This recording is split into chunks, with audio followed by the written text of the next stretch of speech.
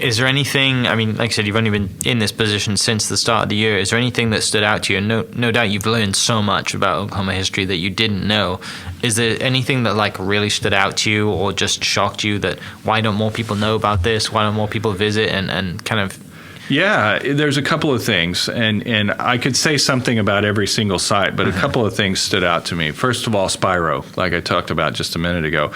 But people don't understand that pre-European, Spiro was one of the four main cultural centers of that Mississippian culture, and there were others. One was near St. Louis. There was others, a couple others. One in Georgia, one in Alabama. Yeah. But Spiro was most likely one of the major sort of religious sites, because when in the 1930s, when they started excavating one of those mounds, which was a group of people who shouldn't have been doing it, but they found artifacts from all over the country. Yeah. They found copper from up at the Great Lakes region. They found conch shells from down in Florida and that area, and then all kinds of other artifacts.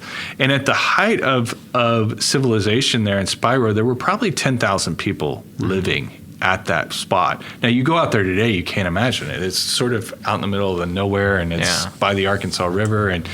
But it was a thriving, advanced civilization. When you go out there, and I encourage everyone to do it when you have a chance, go out for one of the equinox or the solstice walks. Because our interpreter, Dennis, out there, he does a fascinating job of talking about the history. But then when you see the sunset, you can see it set directly in line with those mounds. Now, you're talking about a people that you would think, well, they weren't advanced. They weren't scientific. You got to know what you're doing to make that happen. I guarantee you. So they did something similar at the new First Americans Museum. They built the mound there, and they lined it up. And there was a team of scientists and architects and engineers that made sure that everything was lined up perfectly. And our prehistoric brothers and sisters did this back in the 700s and 800s. That's amazing. So it's a fascinating site, and it's a fascinating people, and it's a history we don't talk about very much here in Oklahoma. The other one that I find fascinating, and I mentioned it a minute ago, is Honey Springs Battlefield. So in the Civil War, you have it's the major battle of the Civil War here in Indian Territory. Now, Honey Springs is located a few miles north of Chakota, Oklahoma, near the all-black town of Rentisville. And Honey Springs was a place where it's exactly what it says. It was a spring, so there was ample water available. It was a Confederate supply depot camp there. And in July of 1863, which that may sound familiar because there's a couple other important battles that happened that month as well. Gettysburg and also the Vicksburg happened right around that time period. But July 17th of 1863, the Union general decides he's at Fort Gibson, and he knows that the Confederates are amassing to come attack Fort Gibson. And he decides before they can join their forces together, he's going to come attack ahead of time, sort of a preemptive attack. So he marches down with his troops. But one of the most fascinating things about that battle is the majority of combatants in that battle were not white. They were Native American, and they were black.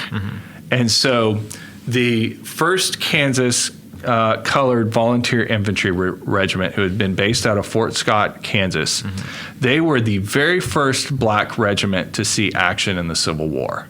Now, that's fascinating. That's very fascinating. Because we all are conditioned to think about the movie Glory, right? We think about the 54th Massachusetts, which was I'm not negating the importance that they served. 2 of Frederick Douglass's sons served in the 54th Massachusetts. But the 1st Kansas was formed in 1862 as a militia. They see action later that year in the fall of that year in Missouri. So they're the very first black regiment to see action in the Civil War. Then, after the Emancipation Proclamation in 1863, they are mustered into the United States Army. They come down to Oklahoma because they guard a supply train down to Fort Gibson. And so then they fight at the Battle of Cabin Creek. They fight at the Battle of Cabin Creek, which is on their way to Fort Gibson. kind of a skirmish, but they Yeah. proved themselves then. The big question back then was, could they fight the same as white people could? Like, Right. would they exhibit courage? Would they fight the same way? Yeah. Now, of course, now that question to us is Clear. absurd. Yeah.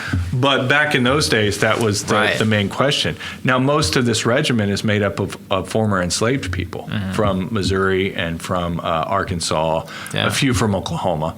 But so they come down. So July 17th, 1863, there were 9,000 troops involved in this battle at Honey Springs. And they're the turning point. They're the center of the line. They're the ones that caused the Union victory at Honey Springs. Yeah.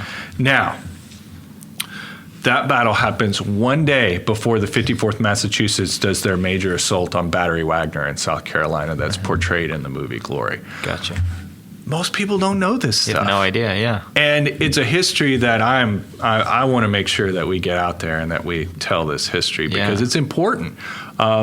This was Honey Springs was probably the most culturally diverse battle in all of the Civil War. Yeah. The end effect of the battle was that it turned the tide of the Civil War in Oklahoma and returned control of Indian Territory to the Union forces for the rest of the war. But very, very important battle that I hope that we can do more to highlight.